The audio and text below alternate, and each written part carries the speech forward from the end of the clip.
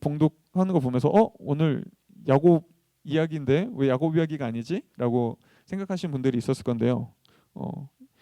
핑계를 대자면 네. 32장 야곱 이야기 32장이 야곱의 클라이막스거든요. 그래서 굉장히 재밌는 이야기들이 많습니다. 그래서 제가 성경을 연구하는데 너무 재밌는 게 많은 거예요. 너무 많은 거예요. 그래서 막 이것저것 막 이것도 좋고 저것도 좋고 그래서 막 했어요. 그리고 저 깨달았어요. 아 이거 끔찍한 혼종이 되어버렸다.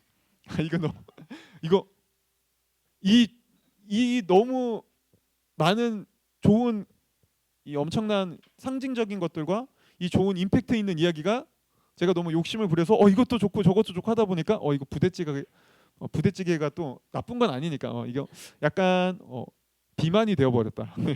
그래서 이도저도 아닌 잡탕이 됐다. 그래서 이거 다이어트가 시급한데 이 다이어트를 당장에 하긴 어렵다. 그래서 야 이거 왜냐하면 32장이 진짜 클라이막스거든요. 어쩌면 우리 인생에 대해서도 너무나 이 많은 것들을 보여주는. 근데 제가 너무 욕심을 부려서 이거를 좀 뺄 건 빼고 정말 중요한 것만 좀 다시 짚어야 되겠다라고 해서 원래 오늘 이 설교를 야곱 이야기 끝나고 저희가 이제 부활절 끝난 다음에 5월 달부터 사랑하는 사람과 함께하는 예배가 있잖아요. 그 전에 우리 도심빛교회 저희는 도심빛교회가 어디를 향해 가고 어떤 가치를 향해 가고 있는지를 항상 중간중간마다 얘기를 항상 하거든요. 그때 좀 이게 단편 시리즈로 하려고 했다가 이거를 오늘 좀 미리 해야 되겠다. 오늘 또 우리 랜덤타운 모임도 있고 하니까 그래요. 그래 그냥 끼워 맞췄어요. 근데 어쨌든 그냥 그렇게 오늘은 좀 미리 우리 도심빛교회의 방향성과 가치를 먼저 좀 살펴보고 그다음에 다음 주에 제가 다이어트를 제대로 해서 좀 야곱 이야기의 마무리를 짓도록 하겠습니다. 그럼 얘기해 볼까요? 네. 여러분 우리는 사실 1월 달에 도심빛교회 핵심 가치 4가지를 얘기했어요. 근데 도심빛교회 핵심 가치는 사실 4가지만 있지 않습니다. 도심빛교회의 중요한 핵심 가치 중에 하나는 우리가 이 도심 속에 세워진 도시성교회에 있습니다. 네. 제가 처음에 도심빛교회를 개척할 때 제 스스로도 들었던 생각이고 그다음에 많은 사람들이 저에게 물어봤던 생각 중에 물어봤던 이야기 중에 하나가 그거였어요. 아니 서울에 이미 교회가 이렇게 많은데 왜 굳이 교회를 또 해요? 교회가 너무 많잖아요. 그렇죠? 이미 너무 많은 교회들이 있는데 왜 굳이 교회를 또 하죠? 거기에 대한 이유는 우리 핵심 가치 4가지에서도 얘기했고 핵심 가치 4가지를 통해서도 얘기했지만 우리가 이 도심 속에 교회를 세운 또 한 가지 이유는요. 도시 선교를 위해서입니다. 네. 우리는 도시를 하나님의 복음으로 선교하기 위해 세워진 교회입니다. 네. 그래서 우리가 왜 도시 선교를 꿈꾸고 도시 선교가 도대체 무엇인가라는 걸 알려면은요. 먼저 우리가 살아가는 이 도시가 무엇인가에 대해서 좀 살펴볼 필요가 있어요. 여러분 도시라고 할 때 사람들은 어떤 한정된 어떤 하나의 도시를 생각하는 것 같아요. 뭐 서울이면 서울, 뭐 대전이면 대전, 뭐 인천이면 인천, 부산이면 부산. 근데 교회에서는 이거 일단 이게 세상에서 우리가 흔히 도시라고 할 때 생각하는 어떤 이미지죠. 어떤 특정한 하나의 도시. 그렇죠? 그런데 막상 교회에서는 또 이 도시라는 말을 그렇게 사용하지 않아요. 교회에선 도시라기보다는 이런 말을 오히려 더 많이 사용하죠. 우리가 살아가는 그냥 이 세상. 그러죠? 근데 자 여러분 한번 지금 여러분들이 세상하면 떠오르는 이미지가 있을 거예요. 그 이미지가 뭐죠? 여러분 세상할 때 저기 푸른 논밭에서 저 소가 밭을 갈고 곡괭이질로 막 사람들이 농사하는 모습을 떠올리나요? 세상하면? 아니죠. 여러분들 우리가 세상할 때 떠올리는 이미지는 분명 도시입니다. 그렇죠? 우리는 번잡하고 혼잡하고 많은 인프라가 모여있는 이 도시를 생각합니다. 그렇죠? 그리고 사실 이게 성경이 말하는 도시, 세상이 말할 때 이미지기도 해요. 성경도요. 세상을 이야기할 때 사실 이 도심, 많은 사람들이 모여 살고 인프라가 모여 있고 수많은 문화들이 있는 도시를 이야기하는 경우가 많습니다. 네. 그런데 오늘날 이 교회에서 특별히 도시, 세상이라고 할 때 우리가 떠올리는 이미지는요. 사실 그렇게 긍정적이지 않은 것 같아요. 그래서 사람들은 도시라고 하면은 세상이라고 하면 이런 이미지를 떠올리죠. 시끌벅적하고 뭔가 항상 사건 사고가 일어나고 스캔들이 있고 여러 이슈가 끊이지 않는 곳, 항상 경쟁 사회에 항상 치열한 곳, 그렇죠? 사람들이 서로가 서로에게 상처를 주고 갈등이 심화되는 곳. 이게 우리가 생각하는 세상, 도시의 이미지죠. 그렇죠? 그리고 사실 이게 우리가 살아가는 도시 속에서 여전히 일어나는 일입니다. 어, 그렇다면 그래서 오늘날 교회에서 세상이 왜 이래라고 할 때도 딱히 딱 그 이미지예요. 도시 속에서 왜 이런 복잡하고 왜 이런 갈등과 왜 이런 문제들이 일어나는 거야라는 이야기죠. 그렇죠? 그래서 그리고요, 여러분 바로 이게 성경이 말하는 세상의 이미지이기도 해요. 앞서 얘기했던 것처럼요. 그래서 여러분 그거 알아요? 성경의 첫 시작이 창세기에서도 첫 시작이 어디에서 일어나는 줄 아나요? 도시에서 일어납니다. 사람들은 흔히 에덴 동산 하면은 마치 아무것도 없는 무슨 원시인 같은 자연 아마존 같은 정글을 생각하는데 여러분 생각해 보세요. 에덴 동산은요 하나님께서 태초에 창조한 도시였어요. 그게 성경이 말하는 인류 최초의 도시였습니다. 그래서 에덴 동산에는 그 당시에 인구가 가장 많았고요. 둘밖에 없었으니까요 초창기에는. 그렇죠? 하지만 인구가 가장 많았습니다. 그렇죠? 그리고 그곳에 가장 문화가 발달이 있었습니다. 왜요? 여러분 문화는 항상 인간이 만들거든요. 거기 아담과 하와가 뭘 하죠? 동물들의 이름을 짓습니다. 뭐 하는 거죠? 그것도 하나의 문화예요.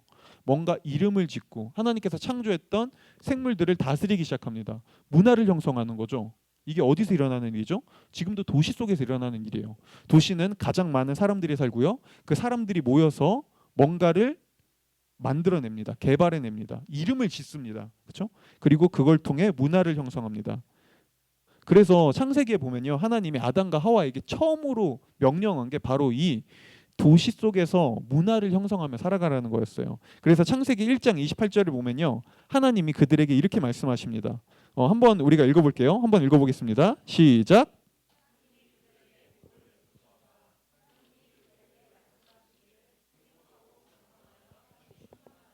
땅을 정복하여라. 바다의 고기와 공중의 새와 땅 위에 살아 움직이는 모든 생물을 다스려라 하셨다. 보세요. 여러분 모든 신학자들은요 하나님의 이 명령을 이렇게 부릅니다. 문화 명령. 그렇죠? 하나님이 지금 뭐 하고 있는 거죠? 하나님께서 창조한 최초의 도시인 에덴의 문화를 하나님의 문화를 창조하라고 얘기하고 있었던 거예요. 그래서 이걸 가지고 메레디스 클라인이라는 신학자는요 이렇게 얘기하기도 했습니다. 도시를 타락한 인간의 발명품으로 보아선 안 된다. 최초의 인간에게 주어진 궁극적인 목표는 인간 문화가 도시 형태를 띠는 것이었다. 역사적으로 인간이 존재하기 위해서는 도시적 구조가 있어야만 했다. 창조 시에 주어진 문화 명령은 도시를 건설하라는 명령이었다. 그렇죠? 보세요. 하나님은 이 최초의 도시인 에덴에 더 큰 하나님의 문화를 형성하고 만들으라고 아담과 하와를 보냈습니다. 네. 그런데 아담과 하와가 뭘 하죠? 이곳에 하나님의 문화를 만들어가는 게 아니라 자신들의 문화를 만들어갑니다. 그리고 이로 인해 도시가 타락하기 시작하죠. 원래 하나님의 질서에 따라 창조주의 목적에 따라 도시가 만들어질 때 그곳에 정말 아름다운 도시 문화가 만들어질 수 있었는데 인간이 죄로 인해 자신이 원하는 대로 내가 하고 싶은 대로 문화를 만들어가자 거기서 세상이 깨지기 시작하죠. 네. 그리고 이게 오늘날 우리가 경험하는 세상 문화의 모습입니다. 근데 하나님은 그럼에도 불구하고 이 도시를 포기하지 않으셨고요. 결국엔 이 도시를 마지막 날에 온전히 회복하십니다. 그래서 요한계시록 여러분 성경의 마지막 책인 요한계시록 22장에 보면요. 하나님의 나라가 완성되는 모습을 도시로 표현합니다. 그래서 이렇게 설명해줘요. 거룩한 도시 예루살렘이 회복된다고 표현해요. 보세요. 성경 이야기가 어떻게 끝나는지 아나요? 성경 이야기는 도시로 시작해서요. 도시로 끝나요. 네. 하나님이 창조했던 도시가 온전히 회복되고 완성되는 이야기로 끝나는 것이죠. 네. 보세요. 그리고 바로 이게 성경이 말하는 하나님 나라예요. 어때요? 여러분 우리가 생각했던 어떤 천국이나 하나님 나라의 이미지와 좀 다르지 않나요? 저도 그랬는데요. 저도 예전에 좀 더 신학적으로 정리가 되지 않았을 때, 좀 더 성경에 대해서 잘 몰랐을 때는 하나님 나라 천국 하면은 그냥 자연인을 떠올렸어요. 그러니까 마치 우리가 천국에 가도 이런 문화들은 하나도 다 사라지고 우리가 그냥 다시 원시인처럼 돌아가서 그렇게 살아가는 모습을 떠올리긴 하는데 아니요. 성경은 마지막 날 하나님 나라가 회복되는 모습을 도시가 회복되는 모습이라고 도시가 회복된다고 얘기하거든요. 이게 뭘 보여주냐면요. 여러분 천국에도 과학기술은 존재합니다. 여러분 이거 생각해 본 적 있으세요? 천국에도 과학기술은 여전히 존재해요. 천국에도 지금과 비교할 수 없을 만큼 수많은 문화들이 여전히 존재합니다. 대신 그때는 그 문화가 온전하겠죠. 그리고 그때 천국에서 과학기술은 오히려 하나님 안에서 훨씬 더 놀랍게 발전하고 정말 더 많은 것들을 이롭게 할 수 있겠죠. 그렇죠? 지금과 비교할 수 없는 만큼의 그런 우린 과학을 경험할 거예요. 네. 그리고 바로 이게 성경이 말하는 세상의 이미지예요. 그래서 저는 오늘 여러분들과 이 앞으로 설교를 할 때 세상을 곧 도시로 설명하려고 합니다. 그러니까 똑같이 이해하면 돼요. 제가 세상이라고 얘기할 땐 도시를 이야기하는 거고요. 도시를 이야기할 땐 세상을 이야기하는 겁니다. 네. 그러면 우리 이제 좀 더 살펴보기 위해서 자, 오늘날 현대 사람들은 이 도시를 어떤 이미지로 바라볼까요? 여러분 오늘날 현대 사람들은 도시하면 먼저 첫 번째로 이 세상을 긍정적인 이미지로 바라보긴 합니다.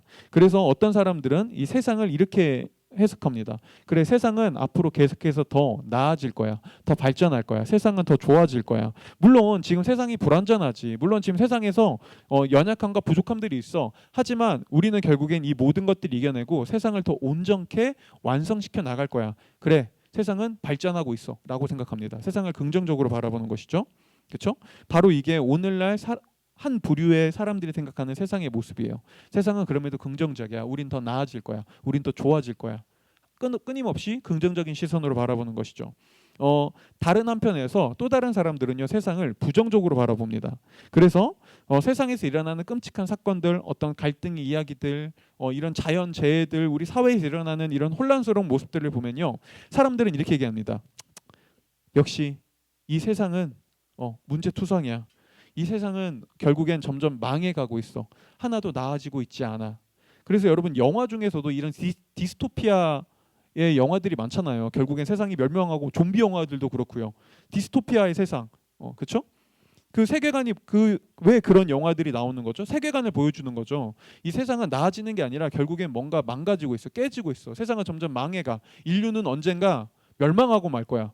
이게 사람들이 바라보는 또 다른 세상의 모습입니다. 부정적인 모습이요. 자, 그리고요, 세상을 이렇게 부정적으로 바라볼 때 우리는요, 세상을 온전히 살아갈 수 없습니다. 그래서 여러분 오늘날 그거 아세요? 지금 그 어느 시대보다 선진국의 많은 청년들이, 젊은 세대들이요, 결혼을 포기하고 자녀를 포기하고 많은 것들을 포기합니다. 이거는 대한민국 사회에서만 일어나는 일이 아니에요.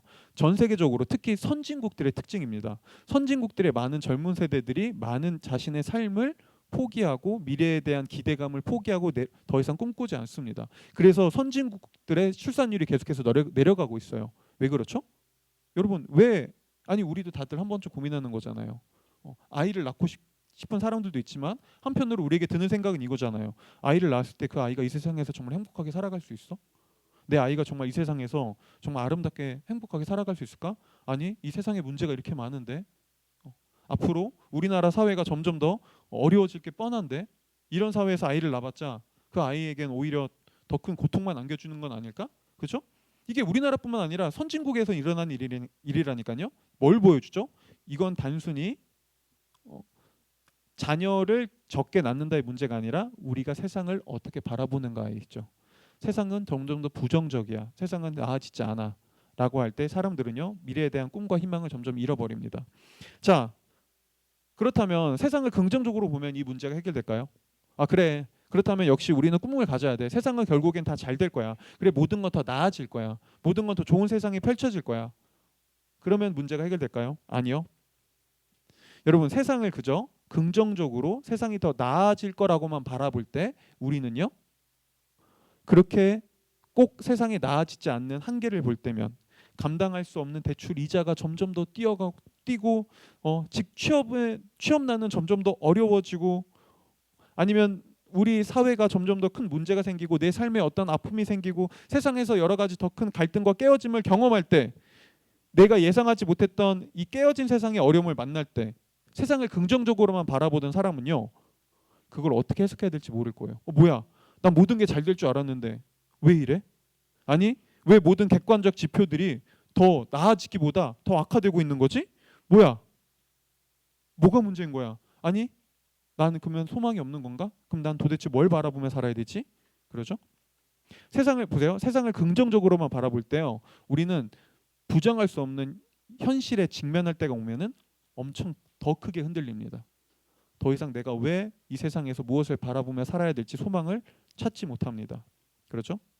자, 그럼 우리는 어떻게 살아야 돼요? 아니, 부정적으로 바라보는 것도 문제가 있어요. 그렇다고 긍정적으로 바라보는 것도 문제가 있어요. 그럼 우리는 어떻게 살아야 되죠? 뭐가 우리에게 필요하죠? 자, 여러분, 성경은요, 우리에게 둘 모두가 필요하다고 얘기합니다. 그리고 이게 성경이 우리가 살아가는 세상과 도시를 바라보는 눈이에요. 여러분, 성경은 세상 그 어디에도 없는 굉장히 독특한 눈으로 우리로 하여금 세상을 바라보게 해주는데요. 성경은 세상을 부정적으로 봅니다. 근데요, 한편으로 성경은 세상을 긍정적으로 봅니다. 자, 이게 무슨 이야기냐면요, 이걸 가장 잘 보여주는 것이 요한복음 3장 16절 17절이에요. 제가 읽어드릴게요. 요한복음 3장 16절 17절을요. 하나님께서 세상을 이처럼 사랑하셔서 외아들을 주셨으니 이는 그를 믿는 자마다 멸망하지 않고 영생을 얻게 하려는 것이다. 하나님께서 아들을 보내신 것은 세상을 심판하려는 것이 아니라 아들을 통하여 세상을 구원하려는 것이다. 여러분 보세요. 오늘 이 요한복음 3장 16절 17절, 교회를 다녀본 분들이라면 한 번쯤 들어봤을, 우리에게 익숙한 이 성경의 이야기는요, 사실 성경이 세상을 어떻게 바라보는지를 보여줍니다.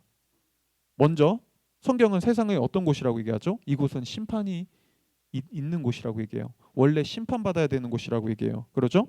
뭐죠? 부정적으로 얘기하죠. 이 세상은 깨어져 있고 문제가 있고 이 세상은 분명히 죄악이 가득하다. 심판받아야 된다. 그렇죠? 근데 한편으로 성경은 뭐라고 얘기하죠? 이렇게 얘기합니다. 그런데 하나님이 이 세상을 사랑한다. 보이세요? 세상은 심판받아야 되는데 하나님이 한편으로 이 세상을 사랑한다고 얘기하면서요, 긍정적으로 얘기합니다. 네. 바로 이게 성경이 세상을 바라보는 눈이에요. 성경은 세상을 부정적이면서 동시에 긍정적으로 바라봐요. 왜요? 세상은 분명 문제가 가득하지만 이 문제가 가득한 세상을 하나님은 여전히 사랑하시거든요. 하나님은 이 문제가 가득한 세상을 포기하기를 원치 않으시거든요. 그리고 바로 오늘 우리가 읽은 너희는 세상의 빛과 소금이다라는 이 예수님의 말씀은요, 이 균형으로 바라봐야 됩니다. 성경이 세상을 어떻게 바라보는지, 왜 성경은 세상을 부정적이면서 동시에 긍정적으로 바라보는지, 이 성경에 눈이 있을 때 우리는 너희는 세상의 빛과 소금이다라는 말씀의 의미가 뭐고 우리가 세상에서 빛과 소금으로 살아간다는 게 무엇인지를 알 수 있어요.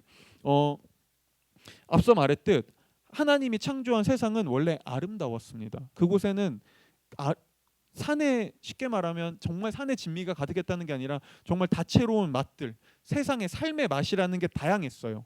근데 인간이 자신의 멋대로 세상을 요리하겠다고 하는 순간 세상은 맛을 잃어버렸습니다. 진짜 다채롭고 진짜 아름다운 맛을 잃어버렸죠. 하지만 하나님은 이 빛을 잃어버리고 맛을 잃어버린 세상을 다시 회복하길 원했고요.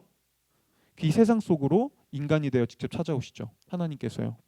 그리고 그 하나님의 아들인 예수님이, 세상에 찾아오신 하나님의 아들인 예수님이 십자가에 달려 죽으시고 부활하시면서 그 다음에 뭘 하시죠? 자신이 세상에 찾아오신 것처럼 그 다음에 자신을 믿는 제자들을 세상 가운데로 보냅니다. 그러면서 얘기하죠. 이제 너희뿐만 아니라 나를 믿는 모든 사람들은 내가 세상에 온 것과 같이 너희도 세상으로 더 들어가라 라고요. 바로 이게 그리스도인이 세상 속에 들어가야 하는 이유입니다. 그런데 그리스도인들은 이 세상 속에 들어가면서도요, 세상을 무조건 부정적으로 보거나 혐오하지도 않을 수 있습니다. 왜요? 세상은 원래 우리는 아름다웠던 세상의 모습이 뭔지 알거든요. 우리가 이 세상에 세상에 나와 있는 이유가 세상을 부정하고 세상과 선을 긋고 세상은 더럽고 타락한 곳이야. 그러니까 난 이곳과 함께하지 않을 거야. 어떻게 내가 여기 있을 수 있어? 라고 선을 긋는 사람들이 아니라 하나님께서 나를 지금 이곳으로 보냈구나. 나를 지금 이곳 가운데 어떤 뜻과 의미를 가지고 보냈구나라고 기억할 수 있는 사람들이거든요. 그렇죠? 그래서 우리가 하나님이 나를 세상으로 보냈다는 사실을 알 때 그리스도인들은 세상에서 우리가 어떻게 사는 존재인지를 고민하고 빛과 소금의 역할을 한다는 게 무엇인지를 점점 더 생각하기 시작합니다. 이게 그리스도인들이 세상에서 빛과 소금으로 살아가기 위해 필요한 모습이에요. 네. 그러면 조금 더 구체적으로 어떻게 우리는 세상에서 이런 빛과 소금의 역할을 진짜 감당할 수 있을까요? 그러니까 성경이 말하는 빛과 소금의 역할을 감당한다는 건 도대체 무엇일까요? 먼저 첫 번째는요. 여러분 세상에서 그리스도인들이 빛과 소금으로 살아간다는 건요. 단순히 착하게 사는 게 아니에요. 근데 오늘날 많은 그리스도인들이 오해하는 것 중에 하나가 그거죠. 세상에서 빛과 소금에 살아가야 돼. 그러면은 조금 더 남들보다 그냥 참고 인내하고 그냥 조금 더 도덕적 윤리적으로 좀 더 착하게 사는 것, 높은 기준으로 살아가는 것, 이 정도로 얘기합니다. 그런데 오늘 예수님은 그런 차원에서 이런 말을 한 게 아니었어요. 왜냐하면 예수님의 가르침은 단순히 도덕적 윤리적 가르침에 있지 않았거든요. 근데 많은 사람들이 예수님을 이렇게 오해합니다. 아, 예수님은 좋으시, 그러니까 굳이 기독교인이 아니어도 하나님을 믿지 않아도 사람들은 얘기해요. 예수님 나 좋아해요. 예수님 좋으신 분이죠. 그분 선하신 분이잖아요. 그분 사랑을 얘기했잖아요. 그분 굉장히 높은 도덕적 윤리적 기준을 얘기하신 분 아닌가요? 남들이 오른쪽 뺨을 치면 왼쪽 뺨을 내라고 하고 원수도 사랑하라고 하고 누군가가 나에게 겉옷을 내어달라고 하면 속옷까지 내어달라고 하는 정말 제가 과연 그렇게 할 수 있을지 모르겠지만 어쨌든 예수님은 굉장히 그런 선한 가르침, 윤리적 도덕적 가르침을 주신 좋은 선생님이죠. 라고 생각합니다. 여러분 근데요. 예수님의 가르침은 단순히 그런 것에 있지 않습니다. 이를 잘 보여주는 것 중에 하나가 마태복음 5장 21절 30절인데요. 마태복음 5장은 우리가 나중에 살펴볼 언젠가 이 부분도 설교할 때가 있겠지만 산상수훈 예수님의 이 산에서 예수님이 사람들을 가르친 그 내용이에요. 근데 앞서 말했던 그 도덕적 윤리적 내용들이 여기서 나와요. 네. 오른뺨을 치면 왼뺨도 내어주고 원수도 사랑하고 누가 겉옷 달라고 하면 겉옷만 주지 마. 속옷까지 다 줘. 그런 헌신적 도덕적 윤리적 삶이 나오거든요. 자, 이것만 보면 예수님이 진짜 우리한테 그래 착하게 살아라는 것만 얘기하는 것 같지만 이 예수님의 산상수훈 교훈에는 그것만 있지 않습니다. 예수님은 거기서 이런 말도 하세요. 제가 읽어드릴게요. 예전에는 너희가 살인만 죄라고 생각했지만 아니다. 형제를 미워하고 욕하는 사람도 살인을 저지른 것과 같다. 너희가 예전에는 직접 행동을 해야 간음이라고 생각했지만 그렇지 않다. 마음으로 음란한 생각을 품어도 간음한 것과 같다. 보세요 여러분. 지금 예수님의 이 말이 단순히 도덕적 윤리적 차원을 이야기하고 있는 것 같나요? 자, 예전에 너희가 누군가를 때리고 진짜 살인을 저지르면 살인자였어. 예전에는 누군가에게 모욕하고 나쁜 욕을 해야 그래야 나쁜 사람이었는데 아니 이제는 마음으로 너희가 미워하기만 해도 마음으로 음흉한 마음을 품어도 너희는 살인자와 강간범과 똑같아. 아니 이게 단순히 지금 도덕적 윤리적 차원이에요? 아니에요. 이건 훨씬 더 뭔가 다른 차원입니다. 훨씬 더 깊은 차원이죠. 그리고 누군가가 우리에게 이렇게 얘기한다면 아니 너 지금 그거 가지고 안 돼. 너 지금 네가 행동하는 것만 가지고 네가 죄인이라고 생각하지? 아니 너 마음으로 품은 것도 네가 누군가를 미워하는 것도 그것도 살인이야 라고 얘기하면 우리 이렇게 얘기할 사람이 있을까요? 정말요? 그것도 살인이에요? 진짜 그게 그렇게 잘못된 거였어요? 라고 여러분 얘기할 것 같아요? 아니죠. 우린 대번에 이렇게 얘기할 거예요. 당신이 뭔데 그걸 규정해요? 그러지 않나요? 당신이 뭔데 내가 마음으로 짓는 것도 죄라고 내가 마음으로 짓는 것도 진짜 살인과 똑같은 거라고 당신이 뭔데 그걸 그렇게 규정하죠? 라고 먼저 물어볼 게 뻔하죠. 그렇죠? 지금 예수님이 뭘 얘기하고 있는 줄 알겠어요? 예수님은 지금 단순히 도덕적 윤리적 행동의 차원을 얘기하고 있는 게 아니라 예수님이 어떤 분인지에 대해서 얘기하고 있었던 거예요. 예를 들면 이런 겁니다. 여러분 여기서 운전을 해본 분들은 알겠지만 사람들은 보통 자신의 운전 습관대로 운전합니다. 사람마다 운전 습관이 달라요. 누군가는 이렇게 그래서 운전하는 거 보면 그 사람의 성격이 그대로 드러납니다. 네, 정말 성격대로 운전해요. 막 급하게 막 끼어들고 팡팡 막 하는 사람 있고 정말 느긋하게 하는 사람 있고 뭐 안정적으로 하는 사람 있고 속도를 즐기는 사람 있고 어쨌든 운전할 때 아니면 되게 굉장히 세심하게 하는 사람 있고 운전해 보면 그 사람의 성격과 습관이 배어나거든요. 자. 근데 우리는 보통 운전하거나 뭔가를 할 때 내가 원래 하던 대로 해요. 네, 차도 내가 원래 하던 대로 조종하죠. 근데 누군가가 우리에게 이렇게 얘기한다고 해보자고요. 내가 차를 막 운전하고 조종하는데 누가 이렇게 얘기하는 거예요. 아니 왜 차를 지금 그렇게 운전하세요? 그러면 안 돼요. 아니 이거 기능 그렇게 막 함부로 다루시면 그거 그렇게 누르시면 안 돼요. 아니 이거 악셀이랑 기어 그렇게 하면 안 돼요. 그거 잘못됐어요. 그렇게 하면 고장 나요. 라고 얘기할 때 우리가 이렇게 얘기할 거예요. 아니 나 원래 이렇게 했어요. 당신이 뭔데 나한테 내가 잘못됐다고 얘기하는 거예요. 아니 당신이 뭔데 내 운전 습관대로 운전하면 안 된다는 거예요. 나 원래 이렇게 했는데. 근데 그때 그 사람이 우리에게 이렇게 얘기한다면 어떨 것 같아요? 제가 그 차를 만들었거든요. 제가 그 차를 만들었어요. 그렇게 하시면 안 돼요. 그렇죠? 여러분 지금 예수님이 뭘 얘기하고 있는지 보이세요? 예수님은 단순히 살인은 나빠, 강간은 안 돼, 어린아이를 학대해서는 안 돼에 대한 이유를 설명하고 있는 게 아니었습니다. 그게 왜 나쁜지 그거를 나만 오직 내가 이야기할 수 있다라고 예수님은 말하고 계셨죠. 왜요? 그분이 이걸 창조하신 창조주였으니까요. 여러분 오늘날 우리가 살아가는 세상에서도요. 사람들은 누구나 다 생각합니다. 살인은 나빠요. 아유 강간은 안 되죠. 아니 어떻게 어린아이를 약자를 그렇게 학대합니까? 그건 옳지 않습니다라고 얘기하죠. 그리고 세상도요. 보세요. 여기에 대한 여러 가지 이유를 설명합니다. 그렇죠? 특별히 진화학에서는요. 우리가 누군가를 살인을 하면 안 되고 간음을 하면 안 되고 약자를 학대하면 안 되는 이유를 가지고 진화학에서는 그게 인간의 생존에 이롭지 않기 때문이라고 얘기하죠. 그리고 사회학에서는요. 그런 행동들은 안정적인 사회 안전망을 해치기 때문에 그런 행동을 해서는 안 된다고 얘기합니다. 그리고요. 공리주의에서는요. 그런 행동은 다수의 이익을 거스르는 행동이기 때문에 그런 행동을 해서는 안 된다고 얘기합니다. 그렇죠? 보세요. 여러분. 근데 정말로 내가 살인을 하면 안 되고 누군가를 성적으로 학대하면 안 되고 약자를 괴롭히면 안 되는 이유가 단순히 그런 진화의 생존을 위해 사회적 안전망을 무너뜨려서 그게 그저 다수의 이익에 해가 되기 때문에 그걸 하지 않는다고 생각하시나요? 그런 차원인가요? 아니요. 모든 사람들은요. 그런 행동을 하면 안 되는 이유를 가지고 이렇게 생각합니다. 아니 그건 그냥 아니에요. 그건 그냥 안 돼요. 보세요. 이 순간 뭘 말하는 줄 아나요? 우리는 이렇게 얘기하고 있는 거예요. 그건 단순히 도덕적 윤리적 수준이 아니에요. 뭔가를 넘어서는 더 근본적 문제라는 거예요. 누군가의 목숨을 해치면 안 되고 누군가를 성적으로 학대하면 안 되고 그다음에 약자를 괴롭히면 안 된다는 건 단순히 윤리 도덕을 넘어선 더 깊은 문제라고 우리는 이미 얘기하고 있는 겁니다. 그리고 그 순간 우리는 이렇게 얘기하는 거죠.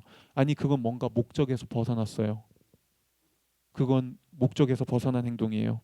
그리고 목적에서 벗어났다고 얘기하기 위해선 목적이 무엇인지를 알아야 되죠.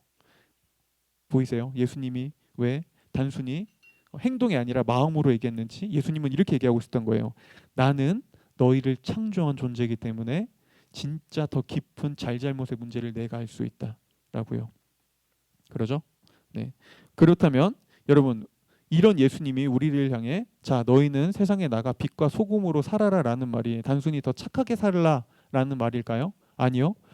예수님이 이 세상을 창조하신 창조주고 그분이 이 세상을 우리가 어떻게 살아야 정말 아름답고 행복하게 살아갈 수 있는지에 대한 목적을 그분이 만드신 분이라면 그분이 우리를 향해 너희는 세상에서 이렇게 살아야 된다.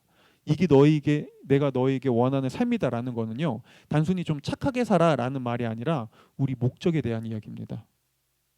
너희는 세상에 이런 존재로 지어졌다. 나는 너희를 세상에 이런 목적을 두고 보냈다. 그렇죠? 그리고 이 말은 쉽게 말하면 예수님은 이렇게 말하고 있었다고요. 세상에 들어가 빛과 소금의 역할을 감당하는 것이야말로 내가 너희를 세상 가운데 보낸 가장 중요한 목적 중 하나이다.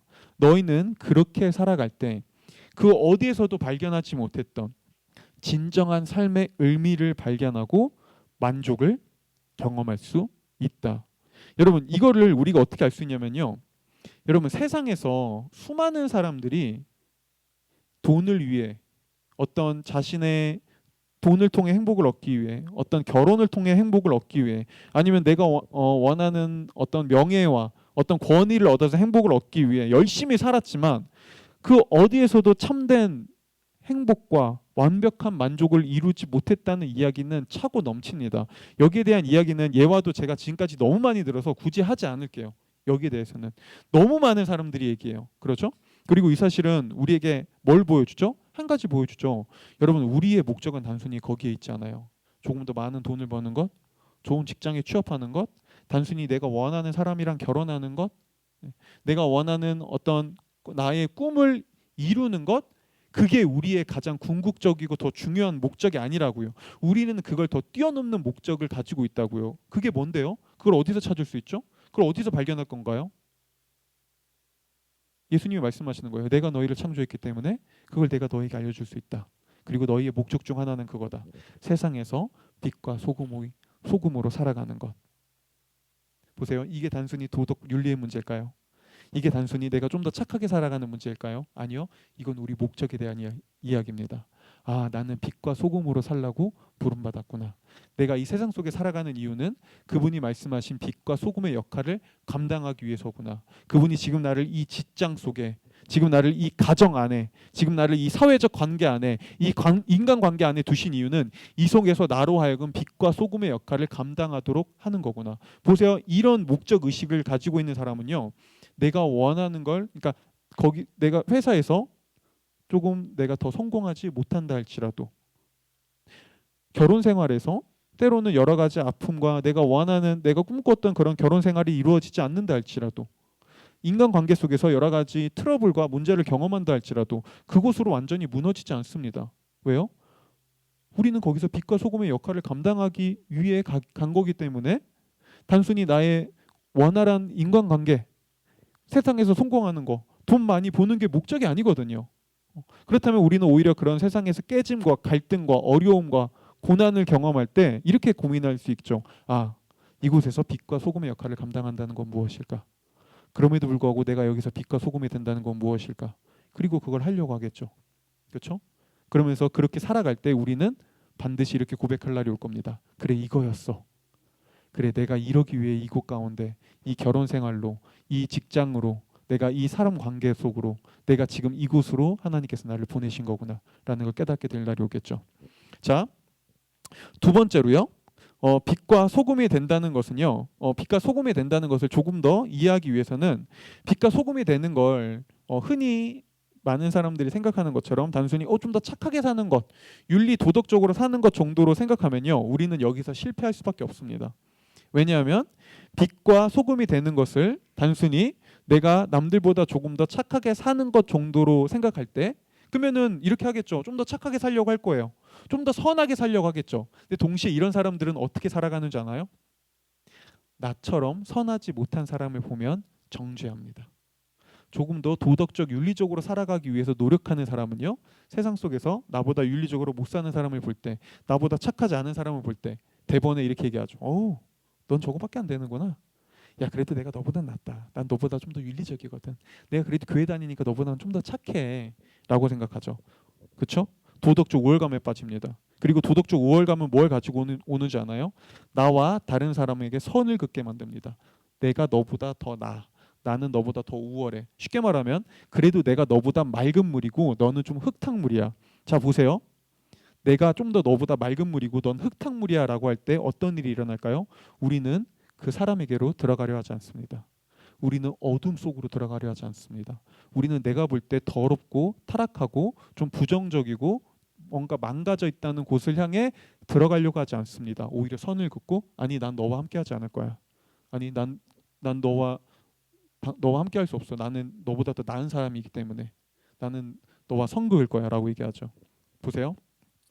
그리고 이런 생각은요, 우리로 하여금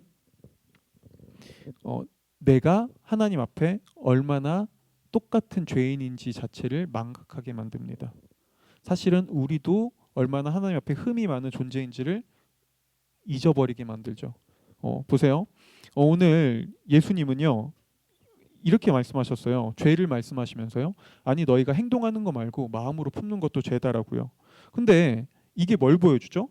예수님이 말하는 죄는 우리가 생각하는 것보다 훨씬 더 근본적인 문제라는 걸, 더 깊은 문제라는 걸 보여줘요. 자, 여기에 대해서 좀 더 생각해 볼까요? 볼게요. 어떻게 우리가 마음으로 품는 게 죄가 될 수 있을까요? 우리의 차원에서는 좀 사실 이게 선뜻 그렇게 이해되지 않습니다. 그런데 우리가 한번 이렇게 생각해 보자고요. 여러분이 너무나 사랑하는 딸이 있습니다. 아니면 내가 사랑하는 연인이 있어요. 근데 누군가가 내가 이렇게 누군가가 내가 있는지 모르고 내가 사랑하는 딸에게, 내가 사랑하는 연인에게 막 음담 패설을 했다고 해보자고요. 아니면은 막 인격적 모독을 하며 누군가를 막 욕했어요. 내가 사랑하는 사람을요. 내가 있는지 모르고요. 근데 난 그걸 들었어요. 내가 그걸 들었어요. 어, 모욕하고 욕하고 음담 패설하는 걸 들었습니다. 여러분 이렇게 할 수 있나요? 그래도 저 사람이 직접 행동한 건 아니니까 그래, 괜찮아요 라고 얘기해 줄 건가요? 그렇게 얘기할 사람이 있나요? 그 얘기를 직접 듣는다면? 아니죠. 우린 대번에 가서 당신 뭐 한 거예요? 당신 지금 무슨 말 하는 거예요? 당신 지금 무슨 짓이에요? 라고 하면서 분노하겠죠. 그렇죠? 여러분 보세요. 여러분 성경은요. 하나님이 모든 사람들의 아버지라고 얘기합니다. 세상 모든 사람들은 그분의 딸이고 그분의 아들이에요. 그렇죠? 그리고요. 하나님은 우리가 마음으로 생각하는 것까지 생생하게 들으실 수 있는 분입니다. 그분은 우리가 마음으로 생각하는 모든 것들을 우리가 직접 옆에서 듣는 것처럼 완벽히 생생하게 들으시는 분이에요. 그렇죠? 그렇다면 내가 내 사랑하는 자녀를 모욕하고 음란한 그런 음담 패설을 하며 폭력을 행한 자신의 하나님의 사랑하는 자녀들에게 그런 행동을 한 우리에게 하나님이 분노하는 게 그렇게 잘못된 일일까요? 우리의 모든 생각과 우리의 모든 마음을 그분이 생생하게 듣고 아시는 분이라면 자신이 사랑하는 그 자녀들에게 그런 행동과 그런 말을 하고 있는, 그렇게 생생하게 듣고 있는 하나님이 우리를 향해 분노하시는 게 그게 이상한 건가요? 아니요. 보세요. 보이세요? 하나님 앞에서요. 우리는 모두 다 동등한 죄인입니다. 네. 그래서 존 스토트 목사님은요. 이렇게 얘기하게 됐어요. 우리 모두에겐 보이지 않는 녹음기가 있다고요.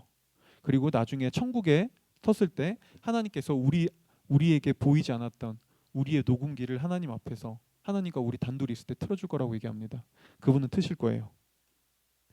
우리가 스스로 했던 말, 내가 속으로 했던 말, 그 모든 녹음기를 틀 겁니다. 여러분 생각해 보자고요. 과연 여기서 여러분 나는 괜찮아요라고 얘기할 수 있는 사람이 있을까요?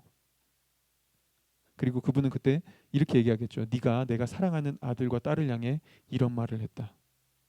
내가 이런 너를 용서해야 되겠느냐? 라고 한다면 여러분 그분 앞에 우리는 정말 정직하게 저는 당당합니다. 깨끗합니다라고 말할 수 있는 사람이 있을까요? 보세요. 우리는 모두 그분 앞에 동등한 죄인입니다. 누가 더 맑고 누가 더 흙탕물인 건 하나님께는 의미가 없습니다. 다 타락했습니다. 그렇죠? 근데 하나님은요. 이 모든 사람들을 동등한 사랑과 은혜로 다루십니다. 동등한 사랑과 은혜로 구원하시죠. 그렇죠? 자, 이 사실을 안다면 우리는요. 야, 그래도 내가 너보단 깨끗해. 라는 영적 우월감에서 내려오기 시작합니다. 그래요. 내가 당신이 저지르지 않는 다른 죄는 안 저지를 수 있지만 대신 나는 당신이 안 저지르는 다른 죄를 저는 저지릅니다. 라고 인정할 수 있겠죠.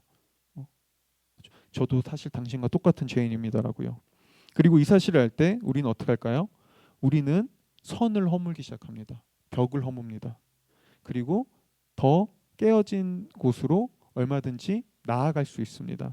그리고 이걸 잘 보여주는 성경 중에 하나가요. 우리가 작년에 살펴봤던 요나서입니다. 요나는 하나님께서 니느웨로 가라고 할 때 그곳에 가려고 하지 않죠. 왜요? 요나는 이렇게 생각했거든요. 그곳 아니요 하나님, 니느웨는 타락한 도시잖아요. 그곳은 더러운 도시잖아요. 그곳은 음란하고 그곳은 폭력적인 그런 도시잖아요. 왜 제가 그런 곳에 가서 하나님을 전해야 되죠? 아니 전 유대인이라고요. 저는 거룩하고 저는 정결하고 저는 하나님을 예배하는 유대인이라고요. 근데 제가 그 니느웨라는 타락한 곳으로 가라고요? 오늘날로 치면 뭐 한국으로 치면 이태원, 미국으로 치면 뭐 라스베가스, 제가 거기로 가라고요? 아니요. 왜요?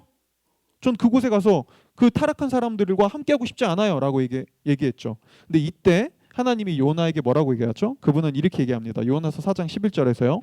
우리가 한번 읽어보겠습니다. 한번 읽어볼게요. 시작.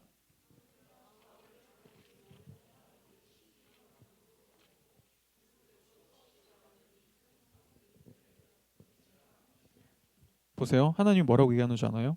하나님은 요나에게 이렇게 얘기하고 있었죠. 내가 쉽게 말하면 이런 말이에요. 내가 그럼에도 불구하고 그들을 사랑한다.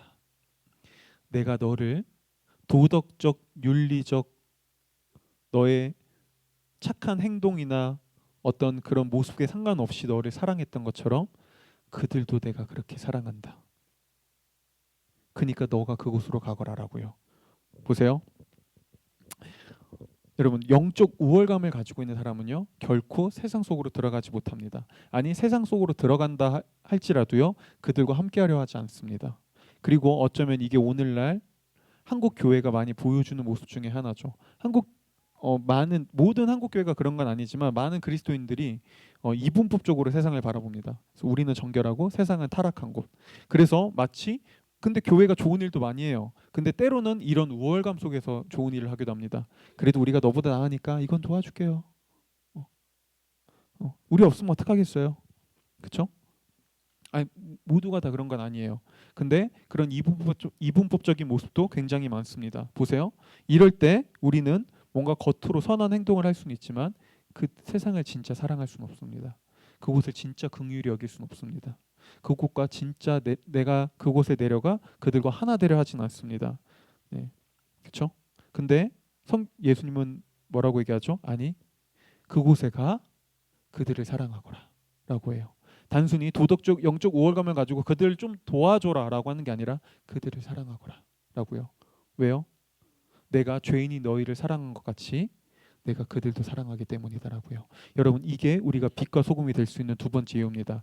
똑같은 죄인임을 깨닫고 영적 우월감에서 내려올 때 우리는 다른 사람을 진정으로 사랑하고 다른 사람과 진정으로 동등한 관계를 맺을 수 있게 됩니다. 진짜 우리는 그때 비로소 세상 속으로 진짜 들어갈 수 있게 되죠. 마지막 세 번째로요. 세상에서 빛과 소금으로 살아간다는 것은요. 하나님이 원래 창조하셨던 그 모습을 회복하는 것에 있어요. 그리고 여기서 우리는 한 가지를 알 수 있죠. 지금 우리가 살아가는 세상은요. 깨어져 있습니다. 네. 원래 하나님이 창조했던 모습에서 지금 멀어져 있어요. 그리고 원래 하나님이 창조했던 이 모습에서 멀어진 깨어진 세상을 보고 사람들은 크게 두 가지 반응을 보여요. 첫 번째는요. 그냥 그거를 인정하고 내버려 두는 거예요. 쉽게 말하면 이런 거죠. 저희 부모님도 그렇고 어른 세대들이 예전에 좀 이런 신앙관을 많이 가지고 있었어요.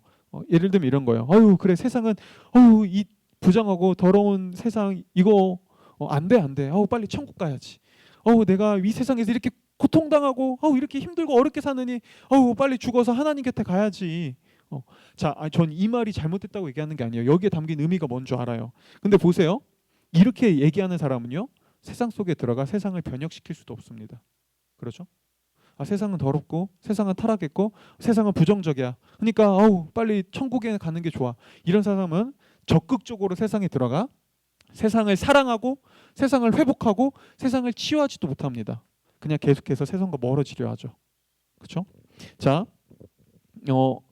두 번째는요. 사람들은 또 이런 반응을 보이기도 해요. 세상에서 소망으로 삼을 수 있는 건 아무것도 없어. 그래, 진짜 중요한 건 하나님 일이야. 그러니까 그냥 교회 일 열심히 하고 교회 안에서 하나님을 위해 열심히 일하면 그래, 여기서 이게 진짜 가치 있는 일이지. 세상에서 하는 일은 그건 다 가치 없고 그거는 그렇게 중요하지 않아. 교회 일이 먼저야. 이렇게 생각하죠.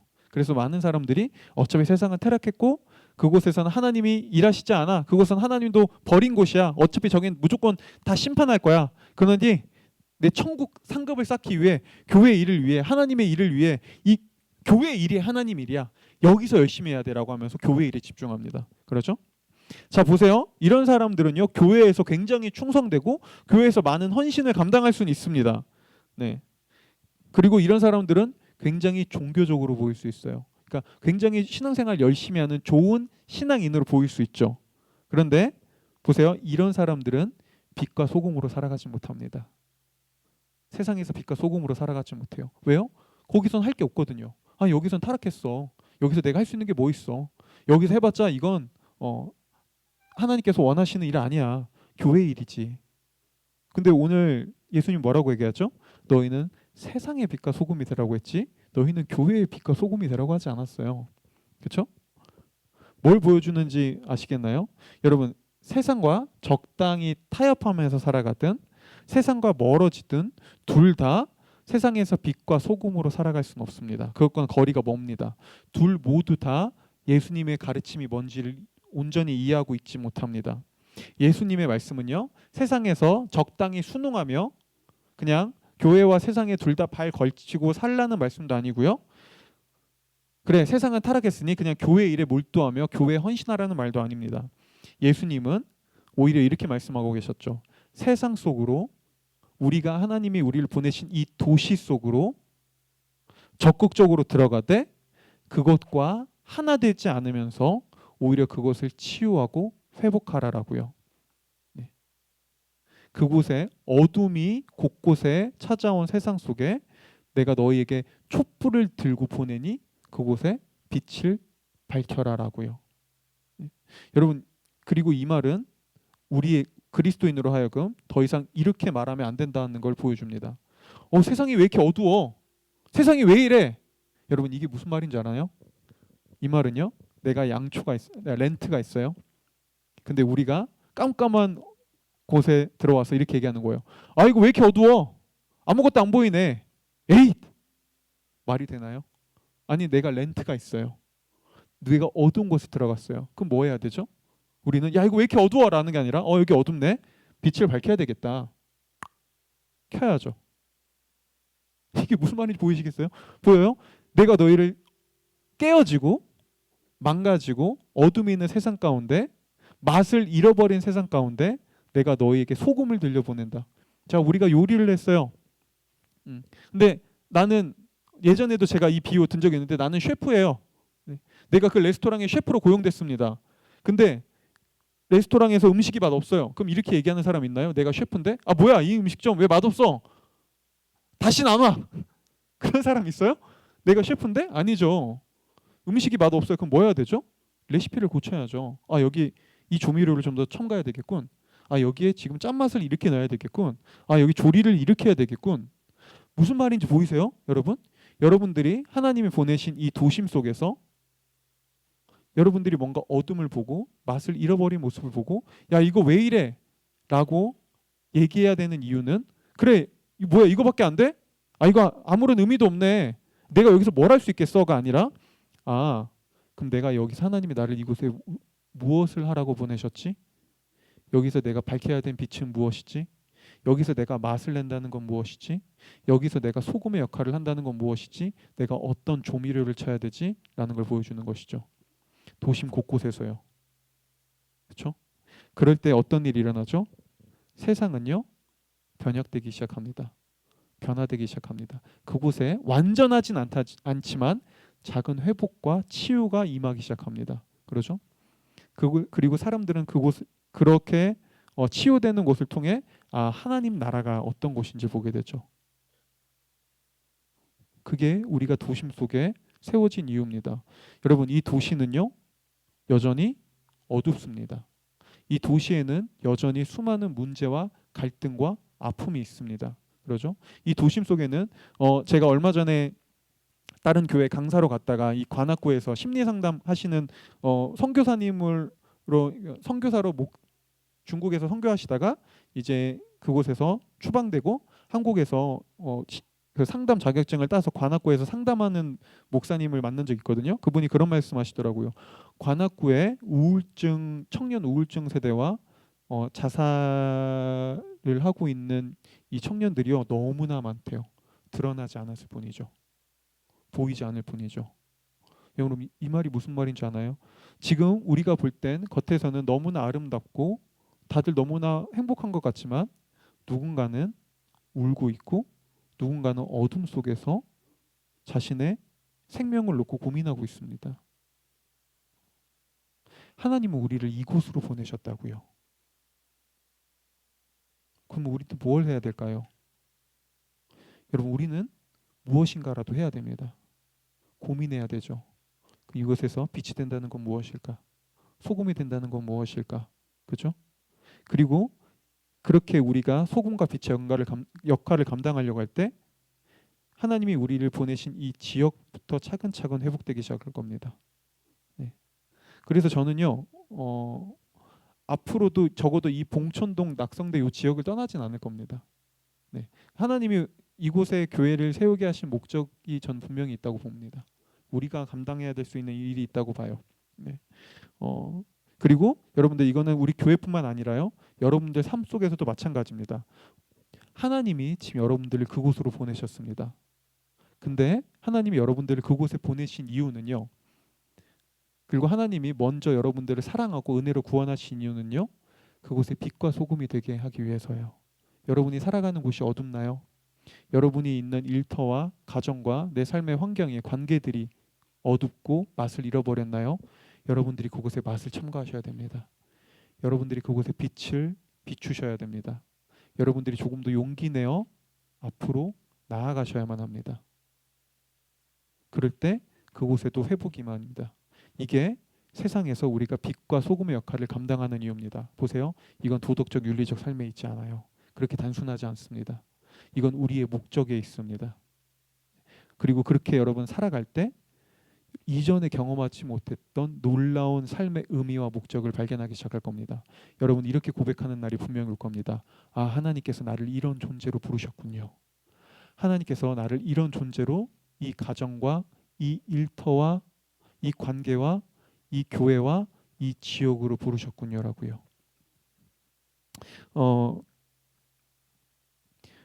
말씀을 마치겠습니다. 바로 이게 도신빛교회가 이 도시 속에 세워진 이유입니다. 우리는 도시 속으로 더 들어갈 겁니다. 우리는 더욱더 도시 속으로 나가 더 많은 일들을 감당할 겁니다. 네. 그런데요, 이를 위해서는요, 사실 꼭 필요한 게 있습니다. 바로 헌신자들이 필요합니다.